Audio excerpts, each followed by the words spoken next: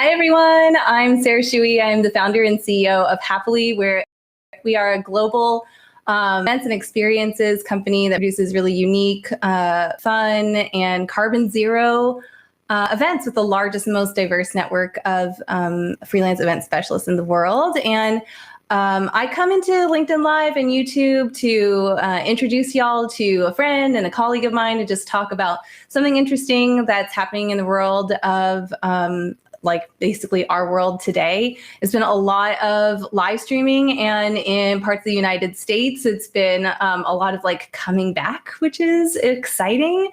And actually here in Taiwan, where I am right now, it's a lot of lockdown, which we hadn't had for like basically the entire pandemic, which is really interesting. So, but today I'm going to introduce you to my friend, Patrick Ngo, who I call Pino, and say hello. And Patrick is my most introverted friend, maybe. I'm so like thankful for you to come and like join us today. Welcome. Thank you for having me. Thank you for having me on the show. I'm so excited. Yeah, and thanks, because like you were really like I said it as a joke. I was like, you should come, and then you're like, okay, yeah, sure. And I totally thought you were kidding with me, because I've never seen you like.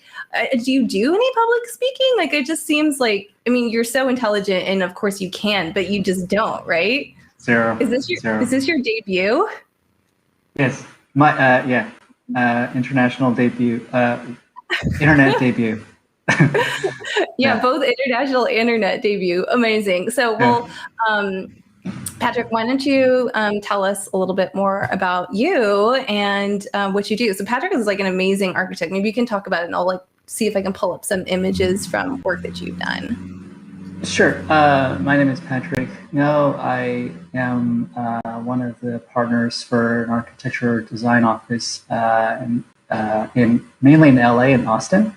We have two partners here and one partner in Austin. Right now, we mainly do a bunch of residential projects, a few commercial projects in both cities, and in sizes of about 2,000 square feet to 5,000 square feet.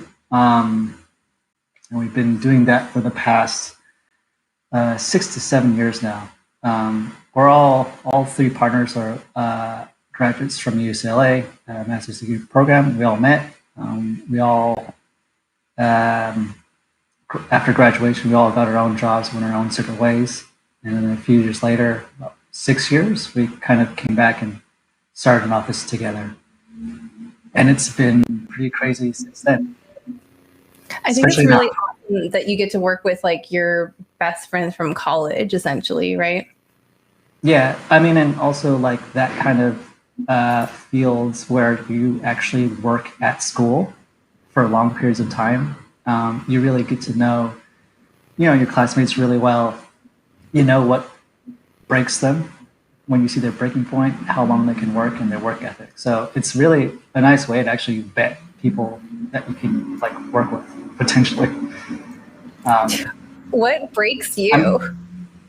What do you mean, like what breaks? I totally get it. What breaks them? Because we just we do like a lot of like shows, like a crazy turnaround and like high client demands and all that stuff. Like, what are the things that really, are sort of make a break for you? In the background, I'm going to show some of your stuff. I don't know. I probably had maybe one or two breaking points, but that was like, personal things, not so much like, in the work field. I would say I could handle a lot. And I think endurance, patience, and being calm help a lot in this field, especially when things take so long.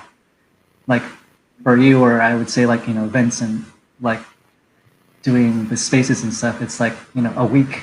Whereas like for us, it's like, 18 months to like 5-6 years for some projects. Especially the projects I used to work on, like university buildings and museums. Well, yeah, 6 years. Worked on the Broad Museum in LA, right? And like that one was, I just remember it took forever to get up because our office used to be in downtown. Yeah. Yeah, it's crazy because the competition was like 2010 or 2009, and it finished in like 2016, I think. It's a long time That's a from like long. idea to, yeah. And even the project I worked on the most at the office I worked at in New York, I think I worked on it for like 4 years, and it's been put on hold for the past like 7 years. It's in Whoa. Brazil. Is Yeah, it it's because still of, not finished. oh, is it because of like, is it funding? Is it like local stuff? Like, what are the reasons like that get in the way of these massive Uh, projects? for that specific one in Brazil, it's the Museum of Image and Sound in Rio de Janeiro. It's funding, and it was it's just like it was started with a certain kind of local um, government, and then you know once another person got voted in, it's like why should I fulfill someone else's legacy? But it's also civil unrest. It's like why should we fund this public project when there's just so many things so great about what's going on down there. So it's tough. Yeah. But now you Yeah. do like, you moved from like museum work where you're doing like all this museum stuff, and then now you're doing residential. Like, do you like it more, or like it seems totally different? Or how is it I different? mean it's definitely different in the scale of things. It's like working from something that's like 100,000 square feet to like 3,000 square feet. Um, and you work with the client like directly, and you wear all the hats of running your own office to like um, you know working with the client, uh, picking out materials, drawing everything, buying printer toner. But both are exciting. No, I I like know. People talk about like, ooh, architect life, or like, ooh, CEO life. And I'm like, oh man, like it's kind of like boring sometimes, or like yeah, you have to take out the trash and like do all that stuff. yeah. Take out the trash, like mop the floor, cleaning up. I mean, I don't mind going to Staples and buying office supplies, but Well, as but a like full you order it online now, right? I do not. I like going to the store still. Okay, wait. So this brings us into like the introvert thing. Like, Yeah. how has the pandemic been for your life? Has it been like great because you So, don't have to interface with people as much, or um, I would say for us, it's remained the same as far Mhm. as like the way we work. We actually didn't really stop working. We continued to work because for what they didn't really restrict construction, so construction continued to happen. Mm. So we were like, I remember that day that we were shut down. It was actually my birthday. Oh I was like, no. it's so perfect, right? Shut down the whole country for your birthday. um, so like that's fine. Um, yeah, it shut down, and it's like you're kind of like uncertain. And of course, we heard things in like December, November on the other side of the world. But yeah, like I mean, we didn't hear anything, so we just continued to go to job sites and work, and you know, and I think there was a funny phase where it's like not much happened for a while. We were still working, but then all of a sudden, when people realized how to like handle the pandemic, people were like, okay, I need more space at my house, or I need this, or people were Mm. buying property like crazy. And we got a lot of referrals, which is how we work. We got a ton of referrals, and we just at this point, it's really been pretty a juggling act to keep up with all the work that we do have. Have you been starting to like turn away projects, or like what's your sort of like process and criteria for when someone's like, hey, I want a house, or like I want this add-on, like, how do you qualify like whether or not you're a good fit to like basically be creating something that is very personal with somebody for years? Yeah, and yeah, it's kind of wild. It's like it is really weird to like say no to some projects. You don't want to, because why would you? But in the case that we are now, it's nice to be able to choose what you want to work on, and it's more about like, hey, this can be a great project, and these people, you'll get along with them for a while, because it is kind of a short-term, long-term relationship in a way. I mean, it's going to be like a year, 2 years at least. So, yeah, minimum 18 months. So, and the clients always hit their breaking point too with like money and we got to move in, or when's this thing done? Right, totally. It's tough. And like, what about like sort of concept stuff too? Like, I'm looking at this super cool house. Was this this is existing and you modified it, or was this like ground up? Yeah, it's a really good question. Like, so I would say in our generation, the projects that we do work on, for the most part, like all the lots in LA are kind of built in. So with existing houses. So a lot of our projects are actually renovations, additions.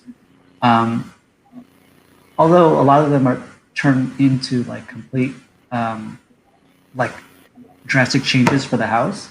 Like most of our job is pretty much coming in and doing like some like major additions with like really fine like surgical work with these houses that are already there. So can you see this house? So is it like all of this was there, like all this brown stuff, and you added the white, or? Yeah, all that brown stuff in the middle was there, and the brown stuff on the right side was there, but not in the right way. So we have to tear that down. So that's added too. So, and the pool was kind of in the wrong location. So we're filling up the pool and moving it somewhere else, which sounds simple, but it's actually pretty tough. This site was very tough. And it looks like a lot of work. Yeah, hopefully you can swim in this project too. the clients really cool. Like, I'm surprised you didn't send me any pictures of your pools, because I feel like that's where you like are king. And I'm gonna find like pictures of these infinity pools that you make, which are amazing. Yeah, our it's turned into kind of our expertise in LA is that we do a lot of hillside homes, which is kind of tough because you're dealing with hillside. And anyway, so like it's a lot of infinity pools like hang out above the hillside, which is pretty crazy. Which when you swim in it, it's just like it's beautiful. It's beautiful, but it's such a strange experience to be swimming in the air. Like, yeah. Right. Well, this is, I'm just gonna like share like your Instagram screen. Sure. Cause like, right. Cause like, it's like, it just drops off and there's like a bunch of cliff. Oh, yeah. And it's crazy how reflective it is. Right. And it really is like pretty beautiful. Like how you can like see the house like on the pool and everything like that. It's pretty awesome. Yeah, it's really cool. I mean, certain times of the day it has an amazing optical effect. And I don't know, times 10 when you're swimming in it, Right. So like you basically just worked all through the pandemic, and now that things like are sort of like opening up, like is it just everything's great and the same, or how is and you said like you've got all this business, like how are you sort of like preparing for hot girl summer, Patrick? There's No such thing. I don't know what you're talking about. But You're like, come to my pool. yeah. Sadly, we don't have one coming up anytime soon. Maybe in 2020 or 2022. I don't know. It's like things kind of seem to move pretty slowly the past couple months. In the sense that you're kind of working on stuff that's going to be built later. I think we're trying to like stay slim so that if things kind of like slim as an office, because if things just don't really maintain this kind of level of production, it's gonna be tough to lay anybody off, and which is not great to do. So we're just trying to like stay between each other and just do all the work, and just juggle everything. So we got a question. We got a couple questions here. One is from Effie, who's like, love the aesthetic of this work. Is there any thought to translating this to smaller homes or prefab homes that can be built in other parts of the country?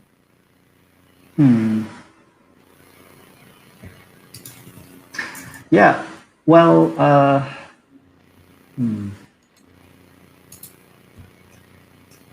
mean, at this point in our stage of our office, I wouldn't say we're like super special. Like a lot of people kind of do what we do. We just do it in a way where it's thoughtful in the location of the site, and as far as it being constructed, it's like constructed well and thought about how it's constructed, and not kind of just like slapped it together like some of the homes in LA. But it's also, you kind of don't want to be like a modern home in a place that doesn't make sense. So I would say it just needs to be site specific. Style is sort of a bad word. Yeah, it's interesting. I mean, like Effie in YouTube is like responding back, and she's like, there's a growing demand for small houses, and most are not as thoughtful as this. And I mean, I think the reality is they're not as thoughtful is because these are very custom homes, right? That are made for the space. I guess on the thought of, on speaking about smaller homes, like those are the homes actually we love to do the most, because there's like every 6 inches or so really matter and can really like mess up a room in on the other side of the wall. So yeah, those are probably, like this home right here. This home, man, 4 inches really made a really big deal for this home. I guess for this home, it's like in on a super narrow lot, so it's like a sort of like a shotgun home kind of, but this was tight.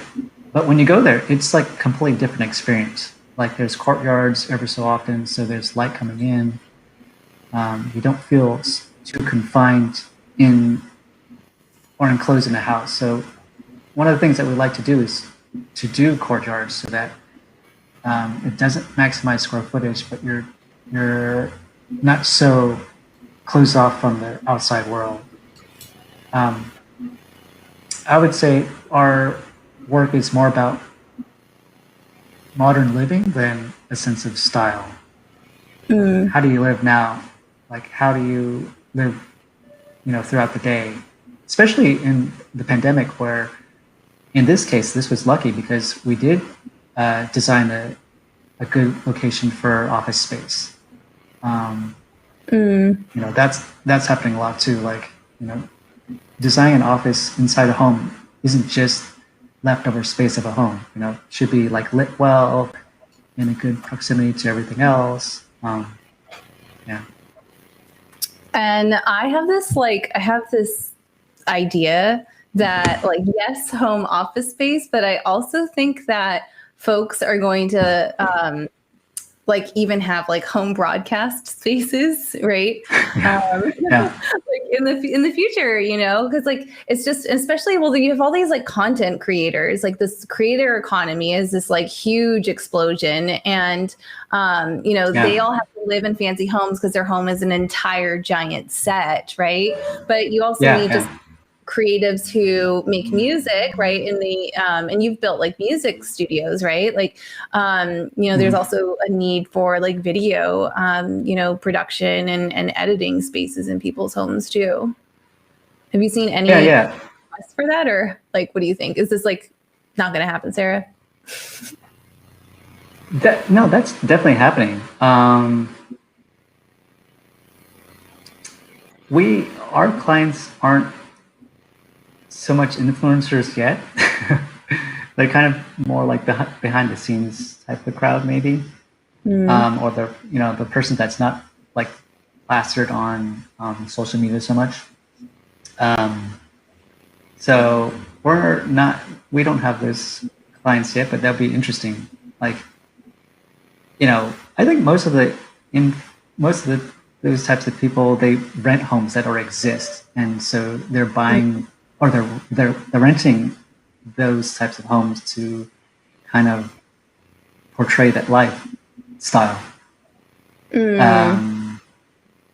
Like every room needs to be cool or decked out with this backdrop or pool table or LED lights or I don't know, Shark Tank. I don't know. Shark Tank. I do always want an aquarium. Like we just like, you know, moved into like a new place, and I'm like, where does the aquarium go? And like, Coco, why do you need an aquarium? And it's like, well, we can't have pets, so maybe we can have fish.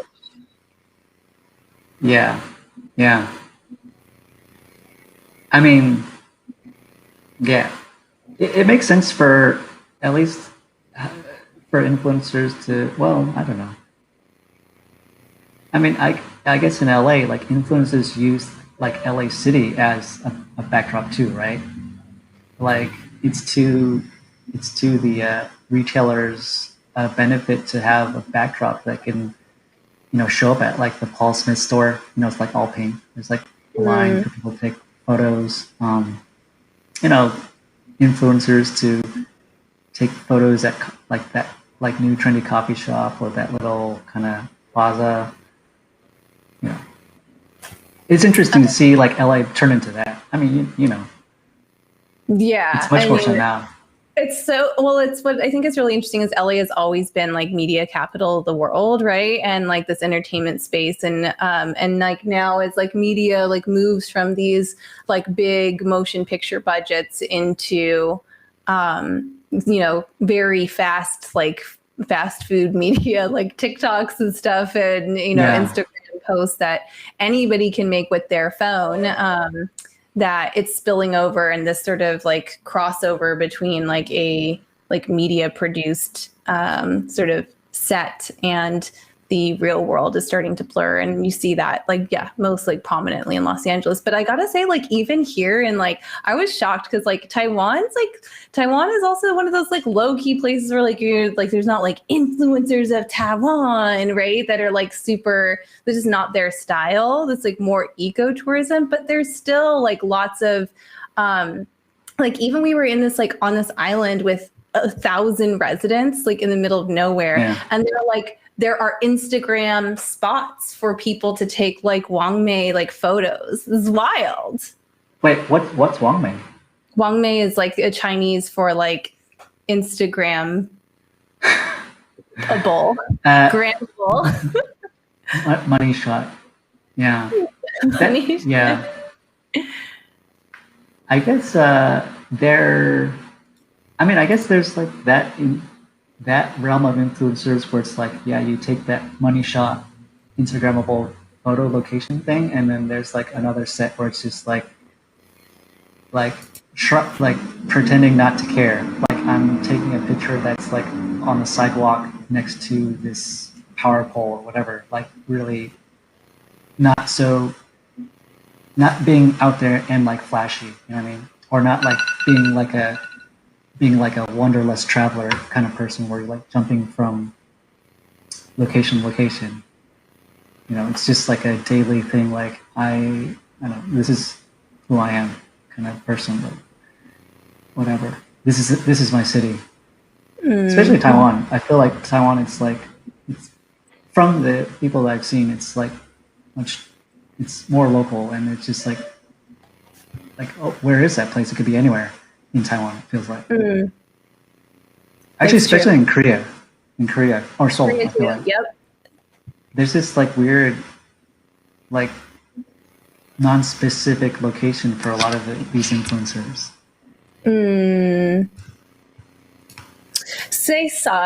Caesar Jangharada from Hong Kong, actually, hello, he goes, does one need to be a multimillionaire to afford such home?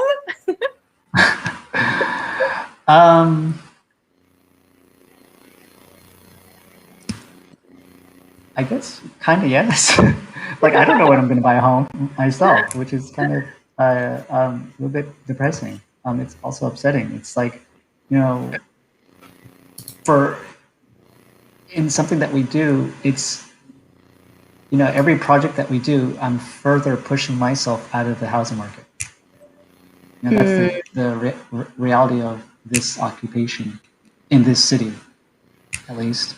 And you know, housing prices in LA is just astronomically like wild.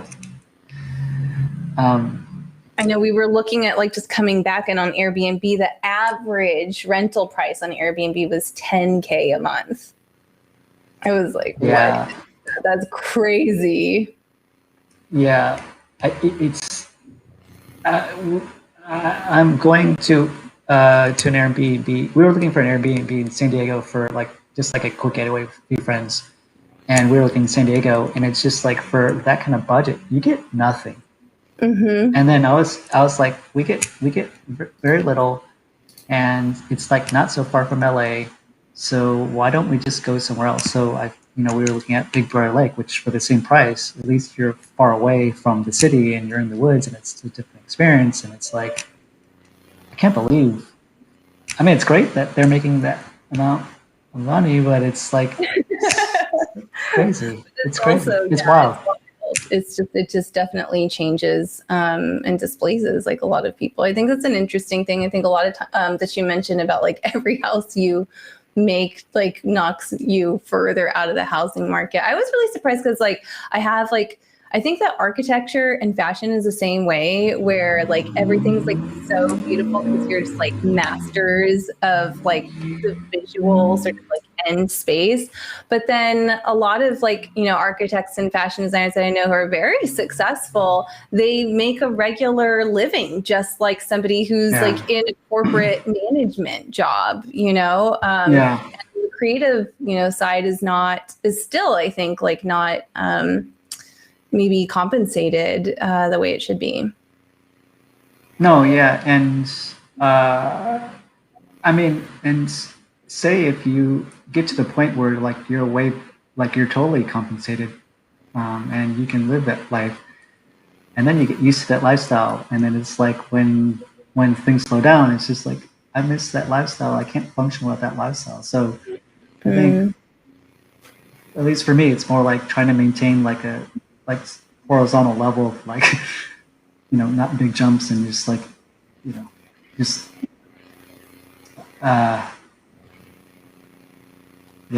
Stay real. Yeah, just being maintaining some sort of authenticity, I guess, of yourself. Yeah. Not being this like hyper realistic version of yourself, or projecting working so hard to like project some fantasy, right? Like of your life that maybe isn't really you, the identity that like is your day-to-day life. So yeah, I mean, it's nice not to have to project any kind of like false personality for that job, which we're lucky because all of our clients seem to be totally fine with like how personal we are. Because I know our company office name is that, but it's like people know us as a person, as Patrick, not the name of the office. What is dig anyways? Yeah. Like I knew you for a long. It's true because I knew you for a long time, and I was like, "What's the name?" And you're the hyphen in it. DIGA stands for Design Innovation Group, um, um, and yeah, I mean, like I said, like that's the name, and that's the name for our social media. But it's like people know us individually, you know, as you know, Patrick or our other business partners. They don't really. I don't think they even. I don't think our clients even know our website or Instagram even exists. In some ways, like when I talk to them, they don't. Yeah. Yeah. I mean, some do, and actually, I have to say, Instagram for our Austin office is much more socially lucrative, I guess. I don't know. That's much more of a thing in Austin than in LA, which makes sense because Austin's just a younger crowd and they're more like techie, and that aesthetic I think is probably tends to more of the crowd in Austin, whereas LA is just like it's just different. Yeah, I would say LA is such a who you know place, right? Well, LA is like it's kind of funny. I would say, you know, I've been back in LA for like 6 years now, and From prior to New that, York, I was from working in New York for like 7 or 8, and so coming back and having our own office, you know, you see things differently. And I would say like the real estate agent is more of a person than the person building the house, which is so crazy to me. Like if you go to like a real estate agent's Instagram, it's like they talk about the house like they did it. And it's not like there's not so much a mention of like who actually designed this house or built this house. You know, it's more like it seems like the real estate is portraying it's like their vision. You know what I mean? And for these like homes that are like, I don't know, above $10 million, I feel like the real estate agent is a part of selling the house, like in the process of like also, yeah, part of that. Like staging the house and stuff like that. Yeah, so I'm just gonna close with this last like comment from Effie, who says, not to get political, but good design should be accessible for all. And I think like generally, I would assume that you totally agree, being that you worked on like public like museums and facilities. But how do you feel about that? I totally agree. A lot of the projects that we did work on at the previous office in New York, you know, a lot of the part of the design discussion was like, how much of this museum can we make for free? So like, you know, can you access the lobby for free? And can you experience something without even paying? So for example, the project I worked on in Brazil, there's like a staircase that goes from the street level to all the way to the top. And that's supposedly was supposed to be free. So you can kind of look through the museum or have a different vantage point at the beach, you know, on this staircase for free. You know, not having to pay a ticket to see or to experience the building. Especially, you know, the way we design those museums or universities or, you know, theaters. A good chunk of it was like, how can you make this for free for the public to access or just hang out? Yeah, just I think a lot of it's like become a trend, right? Like in the fairly recent, like future, you know, past, where a museum is a place where you can just hang out and have lunch, right? So, yeah, I mean, one of the bigger projects that the office I worked on is the High Line. I mean, the whole thing's like a public realm, and it's cool because it's just elevated, so it's just a different way to experience the city. And it's like, where do you want to eat lunch? You know, I love the High Line. It's even like a destination right now. It's like one of the like, great places in New York to hang out and to see, and And part of it is like, it's for everyone. Yes. It's not closed down for, for only for paying for anything or whatever. Well, Patrick, really great to chat with you. Thank you so much for coming and sharing a little bit about your work and about your life, so openly with us. Congratulations. I think you did a wonderful job of your international internet debut, and hope thank you. Come back and share more with us another time. Thank you for having me. Thank you. All right. See you next time.